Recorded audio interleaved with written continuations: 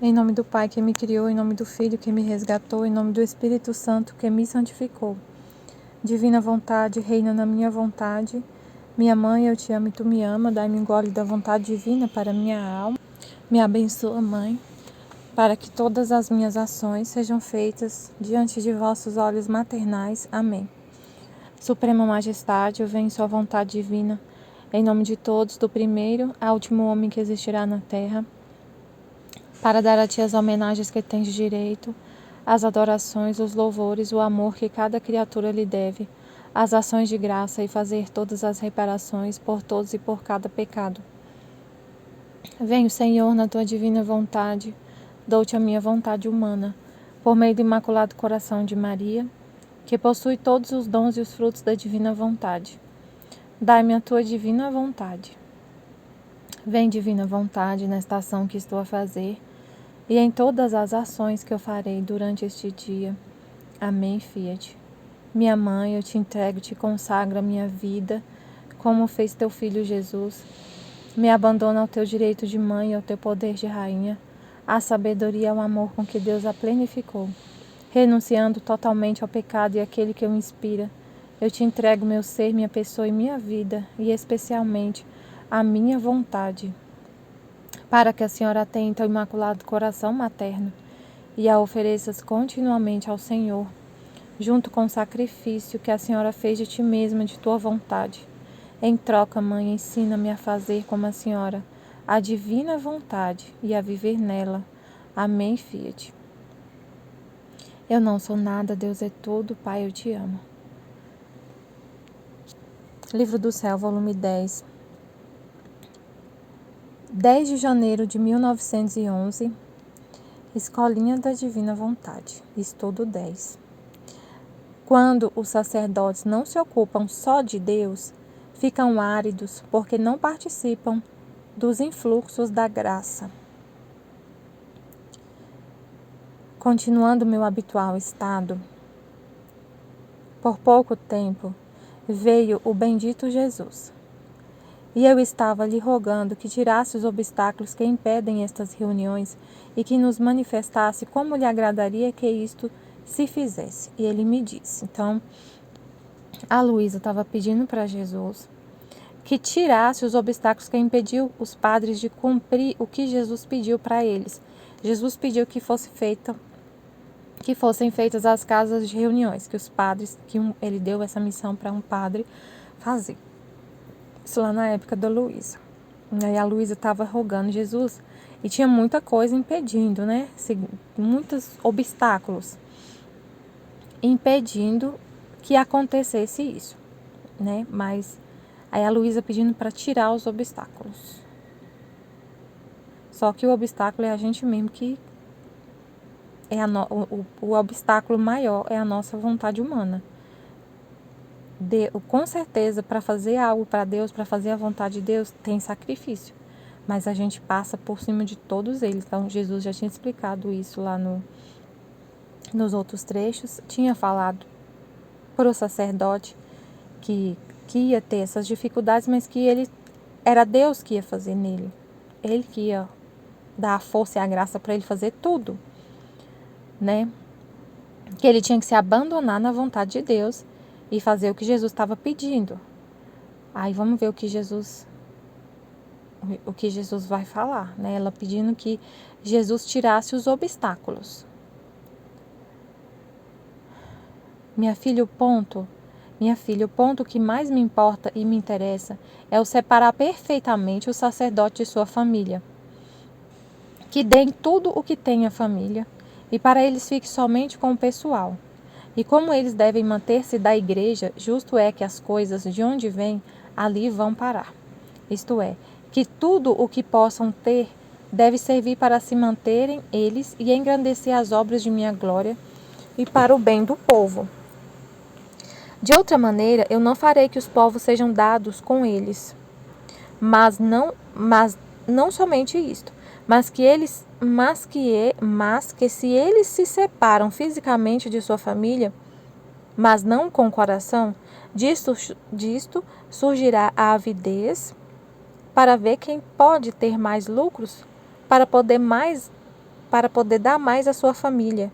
E isto causará invejas entre eles se um posto de maior lucro for atribuído a um que a outro.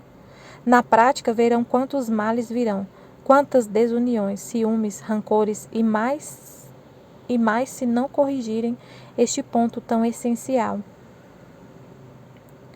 Eu prefiro ficar com poucos sacerdotes e não com muitos que corrompem a obra tão querida por mim. Ah, minha filha, quantos Ananias sairão? E como saberão defender, patrocinar, desculpar este tão bem querido ídolo do interesse? E como saberão defender, patrocinar, desculpar este tão bem querido ídolo do interesse?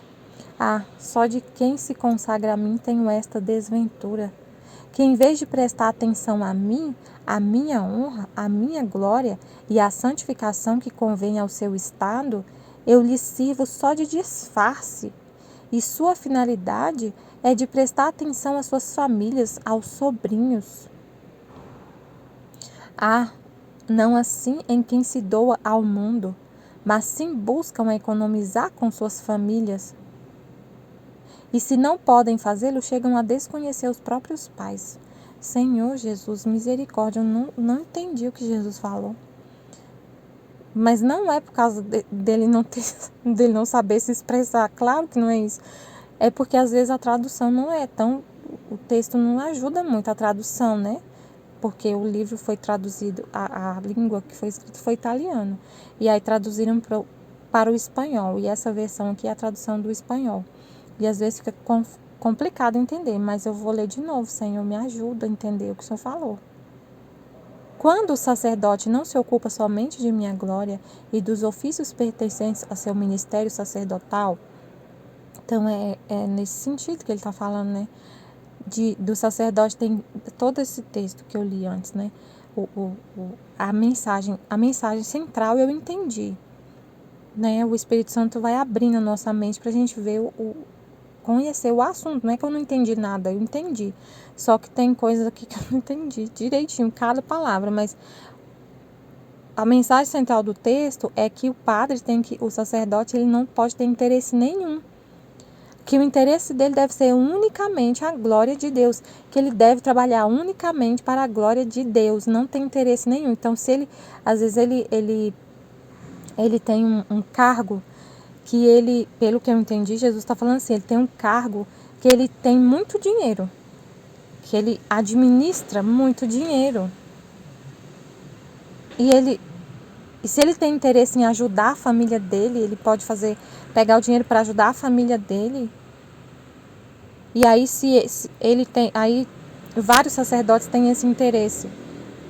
E aí eles têm essa visão de ter lucro. E um fica com ciúme do outro porque o outro administra mais dinheiro. Enfim, eles não podem ter interesse nenhum. Eles têm que dar tudo, deem tudo que tem à família, saiam só com os bens pessoais, que eles não tenham nada deles. Nada, que tudo que eles têm deem à família. Deixa tudo. E se separe perfeitamente da família, tanto fisicamente como com o coração, porque também não adianta o sacerdote sair de casa, fisicamente ele está longe da família, mas o coração está lá. E ele está sempre preocupado com a família, se a família está bem, se não está, e quer ajudar. Eu não sei falar hoje como é, eu não sei como que acontece, assim, hoje, na prática, o que acontece, como é esse relacionamento do sacerdote com os bens, né? Posso, tipo, o que eu sei é que, por exemplo, o filho da minha colega, da minha amiga que está no seminário, ele vive lá no seminário, longe da família, né? Longe da família dele. E quando ele foi para lá, ele levou só o que ele ia usar de pessoal, assim, né? Roupa de cama, as roupas dele, essas coisas. E tudo que ele vai fazer é o seminário que paga tudo para ele, né? Mas aí Jesus está falando de uma época diferente, uma época, né, que às vezes não era assim, eu não sei falar de como era essa parte assim do dinheiro. Mas beleza, depois eu vou ler essa passagem aqui do Ananias. Ananias é lá no Atos dos Apóstolos.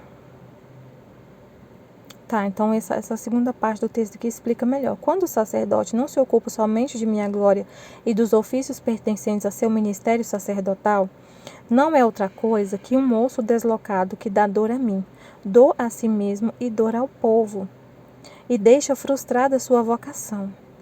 E assim como quando um moço não está em seu lugar, dá sempre dor. E com não participar dos humores do corpo, com o tempo se atrofia. E é necessário separá-lo tanto pela inutilidade como pela dor que causa aos outros membros. Assim, os sacerdotes, quando não se ocupam só de mim, sendo ossos separados de meu corpo, ficam secos, porque não participam nos influxos de minha graça. E eu os retenho e os retenho. Mas se vejo sua dureza, os atiro longe de mim. E sabe onde? Nas profundezas do inferno, meu Pai eterno. Depois acrescentou: escreve, manda dizer àquele padre ao qual confio esta missão de sacerdotes, que esteja firme neste ponto, que me torne inviolável.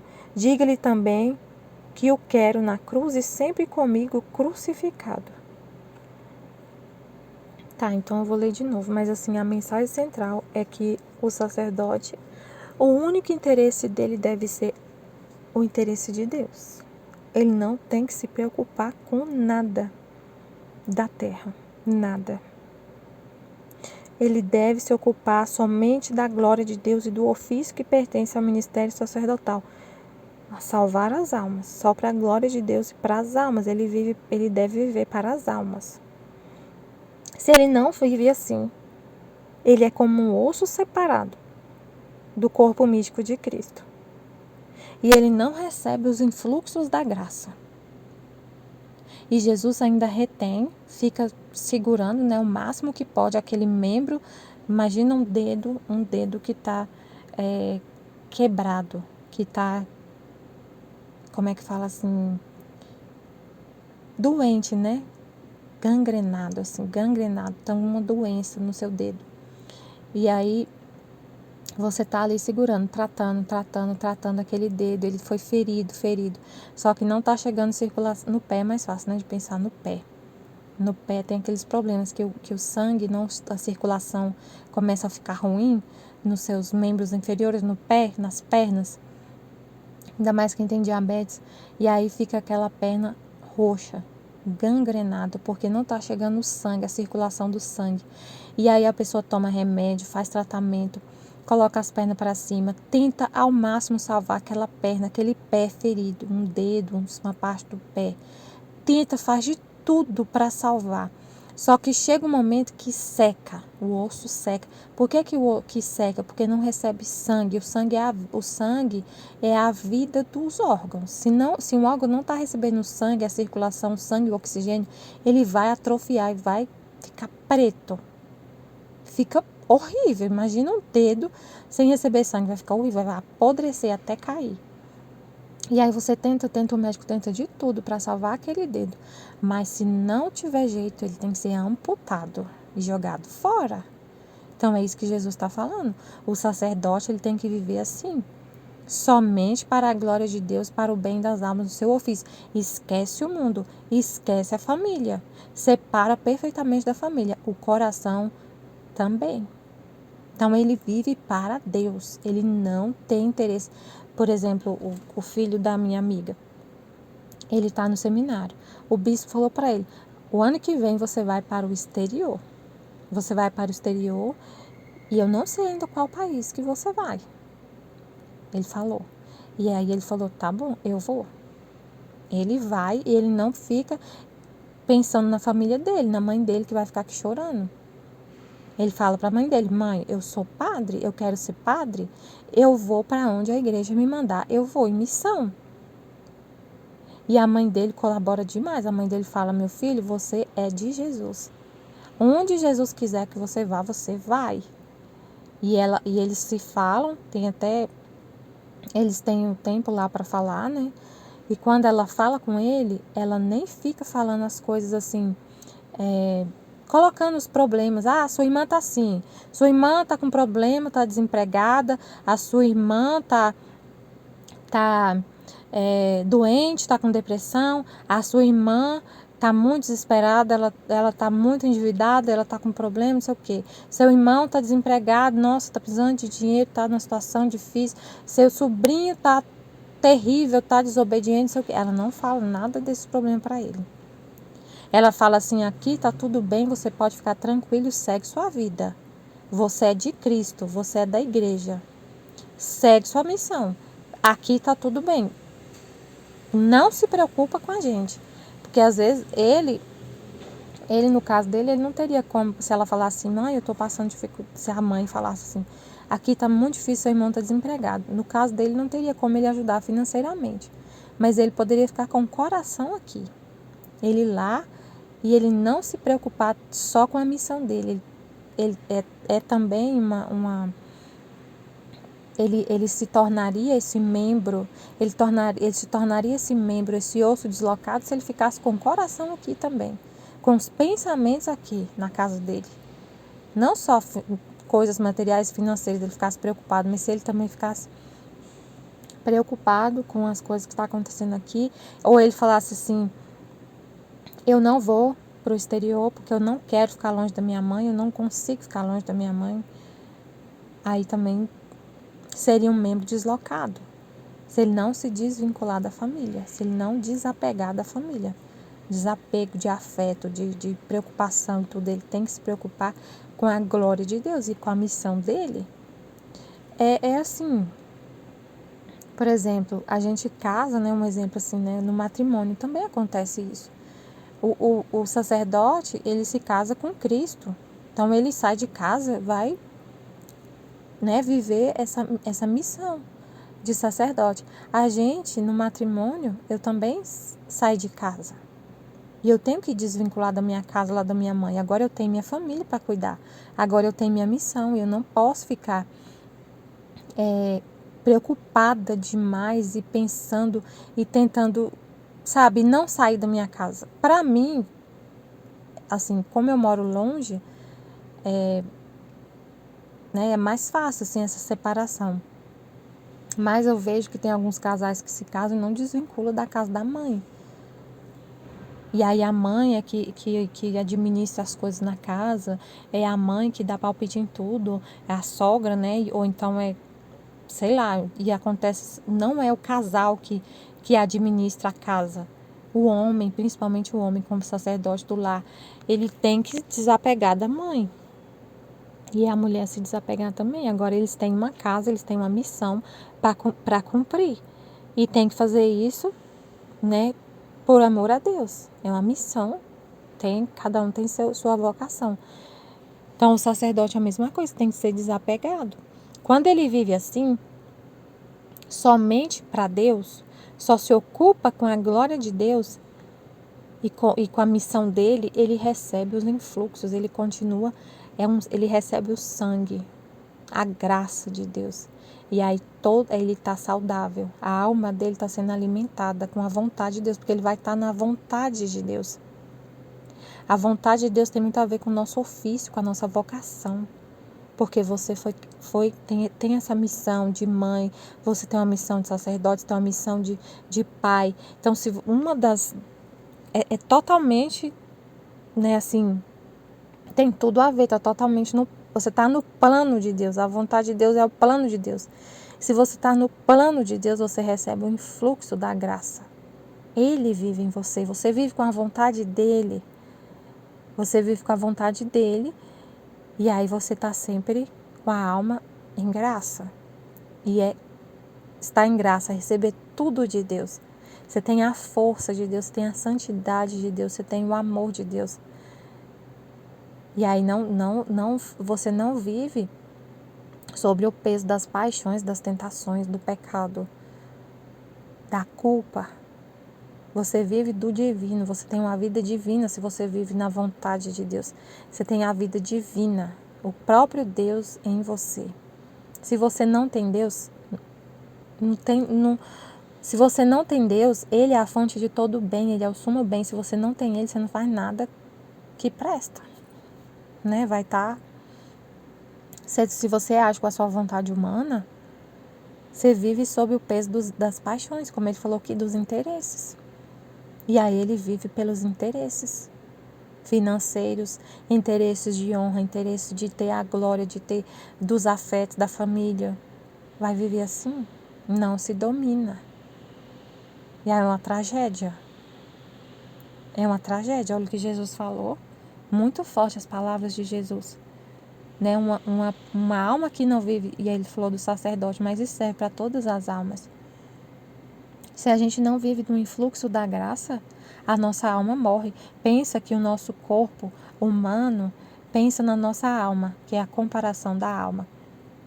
Se, assim como o corpo humano precisa do sangue para estar saudável, seus dedos saudáveis, sua pele, tudo saudável, suas pernas, seus pés, tudo saudável, seu corpo saudável, por causa do sangue, né?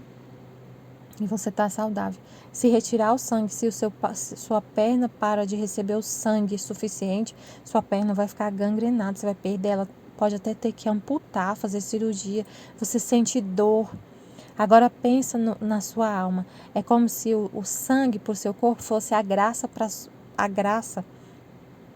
para a alma. A alma sem a graça fica assim, doente, sentindo dor, gangrena os membros. Seus pés não são capazes mais de andar para fazer o bem. Assim como se os seus pés não recebem sangue, você não consegue caminhar, ter o movimento de caminhar, assim a sua alma, se não recebe o sangue, o influxo da graça, não é capaz de andar para fazer o bem.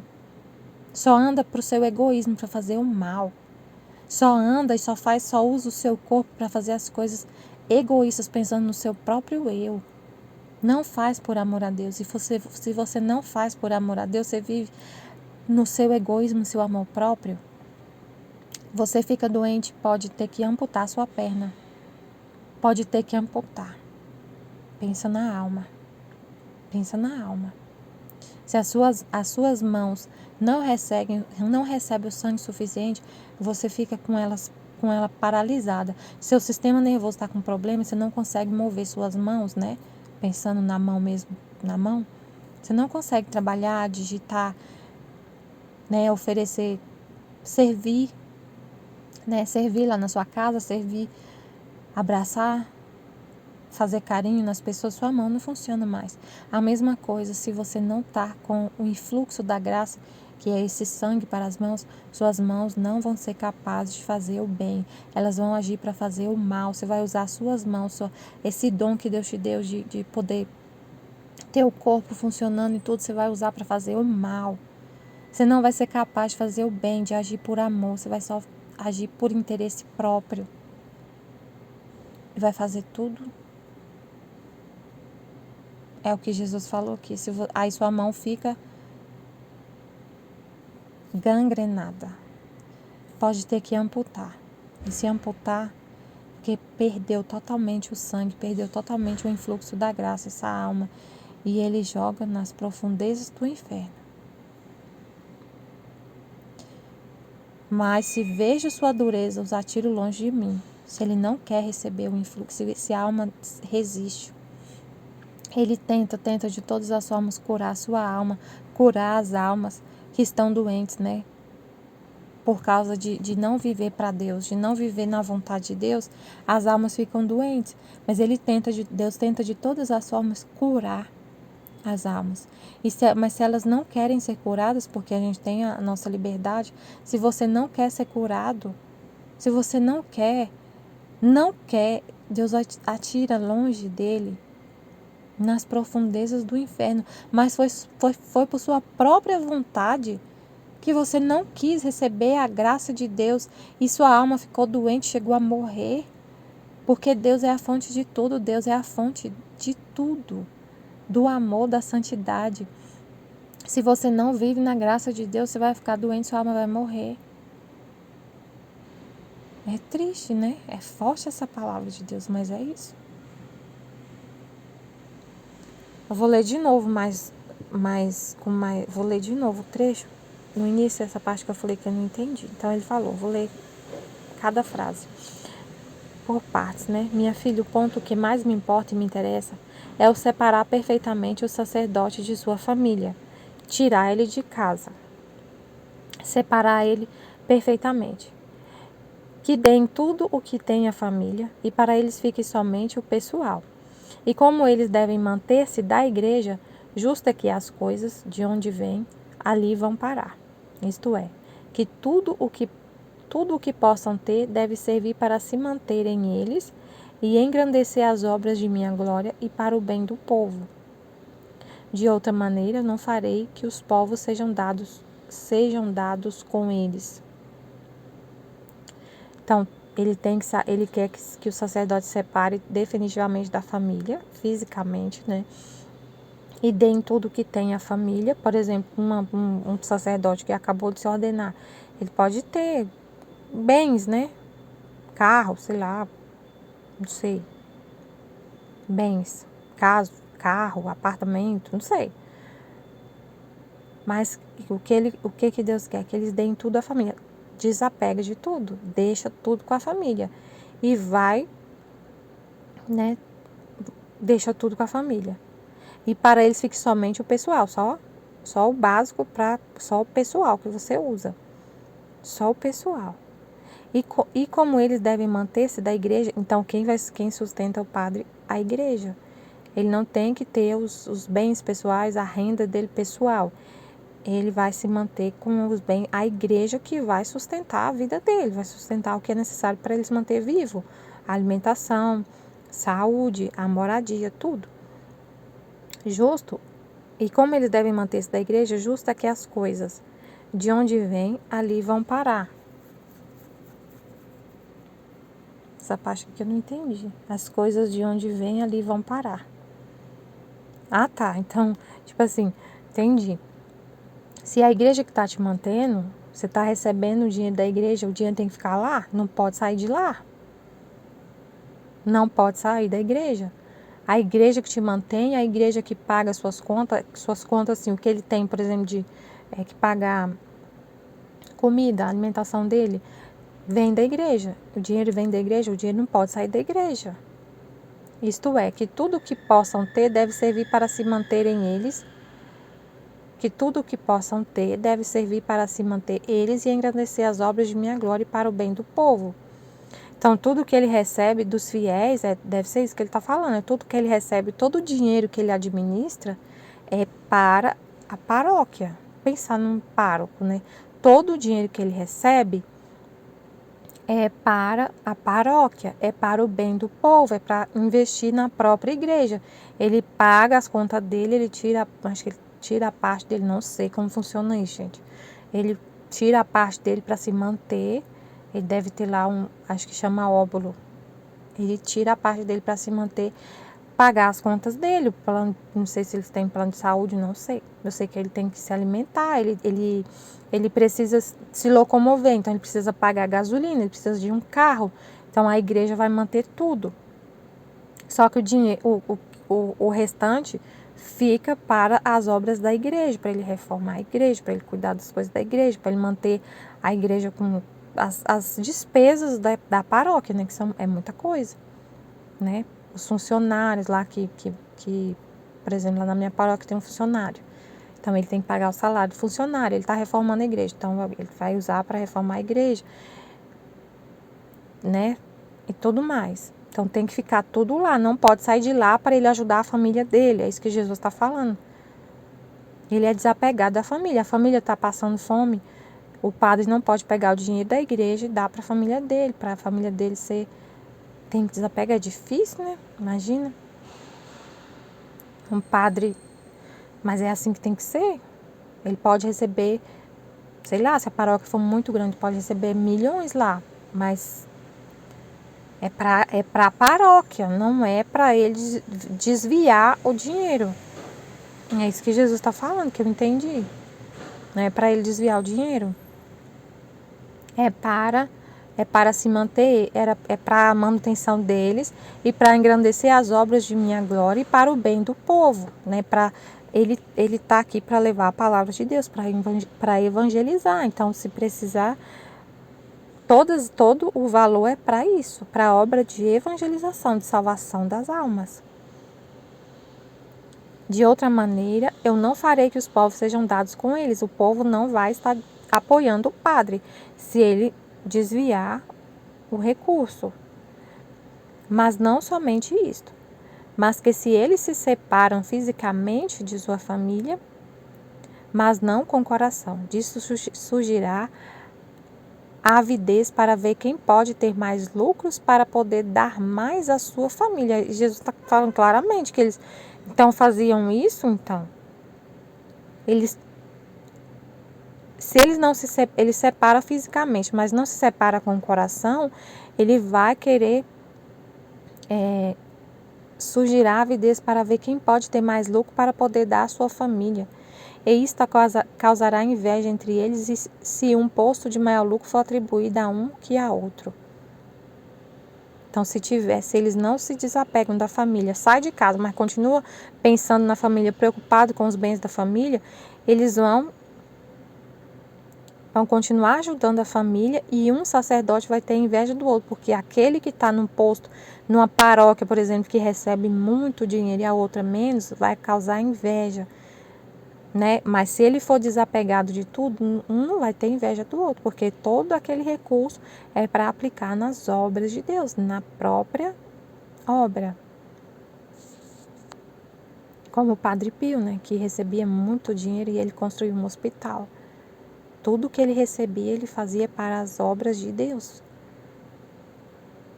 para engrandecer, para o bem do povo. Na prática, verão quantos males virão, quantas desuniões, ciúmes, rancores e mais, se não corrigirem este ponto tão essencial. Com certeza, se eles ficarem trabalhando, pensando em ter lucro para ajudar a família deles, misericórdia. Aí um vai ter ciúme do outro. Não, eu quero ficar no lugar daquele, porque aquele lá está administrando muito e está doando muito. Meu Pai eterno. Ciúme, desunião, rancor. Ciúme, desunião, rancor. Imagina a situação. Eu prefiro ficar com poucos sacerdotes e não com muitos que corrompem a obra tão querida por mim.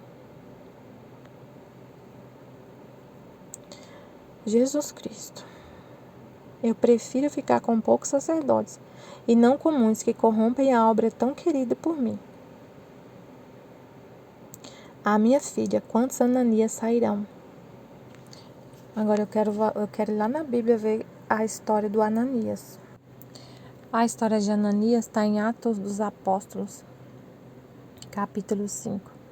Um certo homem chamado Ananias, de comum acordo com a sua mulher Safira, vendeu um campo e, combinando com ela, reteve uma parte da quantia da venda.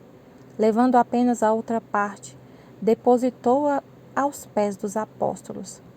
Pedro, porém, disse: Ananias, por que tomou conta Satanás do teu coração, para que mentisses ao Espírito Santo e enganasses acerca do valor do campo? Acaso não o podias conservar sem vendê-lo? E depois de vendido, não podias livremente dispor dessa quantia? Por que imaginaste isso em seu coração? Não foi aos homens que mentiste, mas a Deus. Ao ouvir estas palavras, Ananias caiu morto. Apoderou-se grande terror de todos os que o ouviram. Então, Ananias, lá na igreja primitiva, né, lá que eles doavam seus bens para a igreja, ele falou que vendeu um campo por um valor e depositou o dinheiro, mas na verdade tinha vendido por outro valor, então ele mentiu. E o Pedro falou: você não mentiu para os homens, você mentiu para Deus. Então ele enganou em relação ao dinheiro, teve relação com o dinheiro. Então aí Jesus fala: quantos, minha filha, quantos Ananias sairão? E como saberão defender, patrocinar, desculpar este tão bem querido ídolo do interesse? Né? Então ele tinha um interesse no coração. E quantos têm esse interesse? Esse interesse de esse interesse do ganho, de ajudar a família, esse interesse no coração. Não tem interesse puro, não está ali só por amor a Deus, não está ali só para fazer sua missão de sacerdote. Tem outros interesses no coração. Às vezes nem só dinheiro, né? Tem o interesse de ser bem visto, de ser, sei lá, até adorado, meu Pai. Só de quem se consagra a mim tenho esta desventura, que em vez de prestar atenção a mim, a minha honra, a minha glória e a santificação que convém a seu estado, eu lhe sirvo só de disfarce, e sua finalidade é de prestar atenção às suas famílias, aos sobrinhos. Jesus Cristo, misericórdia. Só de quem se consagra a mim tenho essa desventura, que em vez de prestar atenção a mim, a minha honra, a minha glória e a santificação que convém a seu estado, eu lhe sirvo só de disfarce, e sua finalidade é de prestar atenção às suas famílias, aos sobrinhos. Atenção material que ele está falando. Só de quem se consagra a mim, dos consagrados a Deus, meu Deus. Só de quem é consagrado a Ele. Não presta atenção só a Ele. Tem outros interesses. Tem sacerdote, ele está falando que tem sacerdote que não tem o interesse só de agradar a Deus, a honra de Deus, a glória de Deus e a santificação que convém a Ele. Não está interessado só na missão dele. Para alguns é só um disfarce. E a finalidade é prestar atenção às suas famílias, aos sobrinhos. Não assim em quem se doa ao mundo. Quem se doa ao mundo, mas sim busca, não assim em quem se doa ao mundo, mas sim buscam economizar com suas famílias, e não se podem fazê-lo, chegam a desconhecer os próprios pais. É tipo assim, quem se doa ao mundo é fiel ao mundo. E esquece a família. É fiel. Se esquece do mundo. E se não podem fazê-lo, chegam a desconhecer os próprios pais. Desapega dos pais. Tipo assim, agora eu entendi. Quem é do mundo é fiel ao mundo. E até esquece dos próprios pais. É fiel, porque a pessoa, ela é tipo assim, ela não está usando como disfarce. Ela é do mundo e ela é fiel ao mundo. E ela não disfarça que é fiel ao mundo. Então, ela é sincera. Ela é sincera. Tipo assim, ela deixa claro para todo mundo. Ela não engana. Ela não está enganando ninguém. Tem gente que vive no mundo, mas vive... E ele deixa muito claro para o mundo inteiro. Eu sou do mundo. Eu sou do mundo, eu vivo para o mundo. E todo mundo sabe, eu não engano ninguém. Ninguém está enganado. Por exemplo, uma pessoa que vive... uma pessoa que sai de casa... Um homem sai de casa para trabalhar, né? E ele é solteiro. E ele vai trabalhar e ele é fiel àquela missão. Ele vai trabalhar, sai de casa e ele vive para o trabalho. Ele é fiel àquele trabalho que ele está fazendo. Ele recebe o dinheiro, ele vive, né? Ele é fiel àquilo, ele não engana ninguém. E ele deixa claro para a família dele: eu vou trabalhar e eu não desapego de vocês. Eu vou trabalhar e eu vou ter minha família, eu vou ser fiel a isso. Eu vou ser fiel. Aí ele casa e tudo que ele recebe, ele dá atenção para essa vida que ele tem. Ele não está enganando a família dele. Ele não está enganando. Ele não está enganando ninguém. Aquele é autêntico, né? Pode até não estar vivendo corretamente diante dos olhos de Deus, mas ele é fiel àquele propósito que ele fez, né? Tipo assim. Mas o sacerdote, ele vive com alguns, né, os que Jesus está falando aqui, vive como um disfarce. Ele está com a roupa, ele está ali ordenado, ele foi ordenado, é sacerdote. Quem olha para ele, quem olha para ele, para o sacerdote ordenado, pensa assim. A gente olha para ele e pensa: ele vive para Deus. Ele vive para as almas. Tudo que ele tem é para Deus, é para a paróquia, ele vive para as almas. Só que por trás, a gente pensa que é assim, só que por trás, Deus vê no coração que a verdade não é essa. Ele vive ali, aquela ordenação dele é um disfarce. Ele não vive só para Deus. O coração dele tem outros interesses, tem outro amor.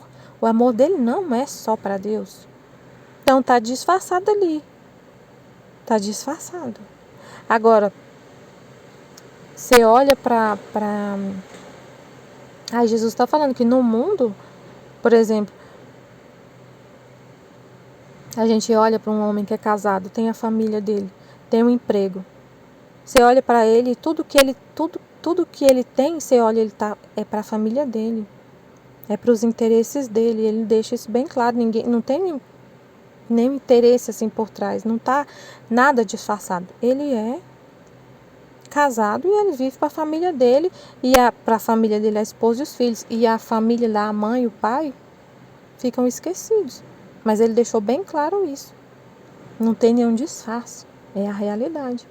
Ele vive a realidade. Ele não mente para a sociedade. Agora, um sacerdote que está ordenado, pode ser que ele esteja só disfarçando. É isso que eu entendi. É triste, mas é isso. Está disfarçando. Não assim em quem se doa ao mundo, mas sim buscam economizar com suas famílias. É o contrário, né? O sacerdote se doa a Deus. O sacerdote se doa a Deus, mas o interesse dele é satisfazer a família. E uma pessoa se doa ao mundo. Uma pessoa se doa ao mundo e o interesse dela é só o mundo e ela esquece a família. Então ela está coerente, né, com o que ela escolheu. Mas o sacerdote, ele escolheu somente a Deus, servir somente a Deus, mas ele está incoerente, porque no coração dele o interesse dele é a família. A outra pessoa, ela escolheu o mundo e ela é fiel ao mundo. Não é que Jesus está falando que isso é o correto, que a pessoa tem que viver no mundo, ser fiel ao mundo, viver para a carne, ser fiel à carne. Mas ela está vivendo uma coisa, ela não está enganando ninguém, nem ela não está enganando. Pior é viver enganando.